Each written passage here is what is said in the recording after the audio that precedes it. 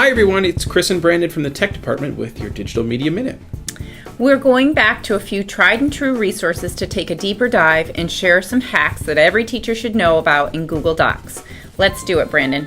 All right, first up is offline editing. Don't have Wi-Fi? No problem.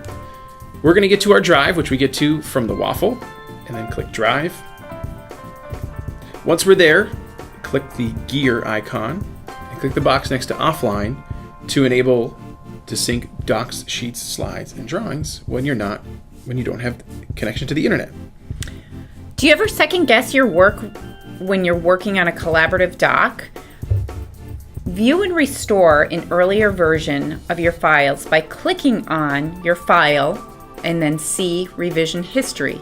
In this example, you can see that the last edit was made on August 20th by Brenda Brooks, before she became Brenda Mon. And now if you go down the right-hand side of your revision history, you can see exactly when and exactly who made changes to your document. By clicking on one of those earlier versions, you can restore this version based on the last person that worked in it. Now, voice typing is another tool that comes in handy with a student who maybe has trouble with their limbs or struggles with motor skills. Simply open up your document, click Tools, and click Voice Typing. Now, once you click the microphone, it'll start picking up every word that you say. As you can see, it's picking up the words that I'm speaking right now. What's neat about this is you can also add punctuation and even correct typos using voice typing.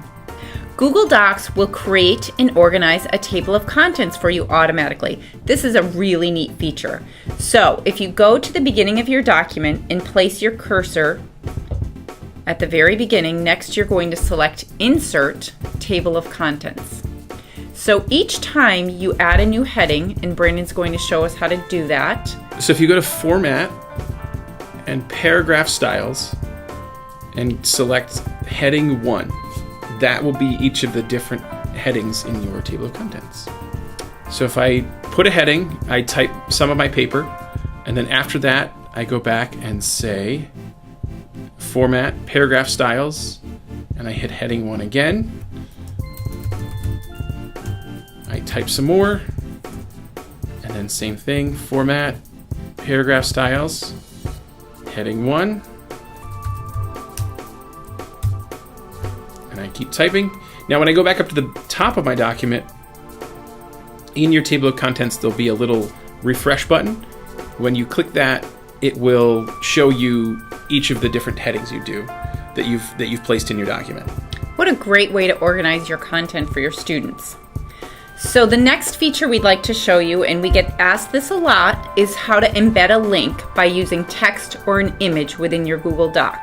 So by text, we're going to simply type or insert the text that you want to link. And then you're going to click on the hyperlink, insert link icon. And you will have had copied the URL that you want to paste into that. So we're going to just use google.com. And then once you hit apply, it shows that that is now an active hyperlink within your doc. Same thing for an image. If we insert an image, it's early in the morning, folks. We've got bacon on the mind. Okay, and again, same thing. You're going to highlight your image, click on the Insert Link button, which will open up your window to paste your URL, and then apply. Brandon, could you quick show them after you apply? The insert link icon is also in your toolbar. All right. If you're working on a doc with a colleague and you need to assign them something, this is a great one that a lot of people have had an aha moment about when we tell them about. Highlight the text that you'd like. Click on Comments, add a comment, and now add the plus sign and then start typing their name. I guess we do a lot of work together, don't we, Brandon? By placing that plus sign in front of their name, they'll get an email reminding them that they have an assignment within your document. We hope these hacks will be put to use and are helpful. as you start to navigate and grow your understanding of Google Docs. Thanks so much for joining us for our Digital Media Minute, and don't forget to subscribe to our channel or join our Google class with code P1F86TZ.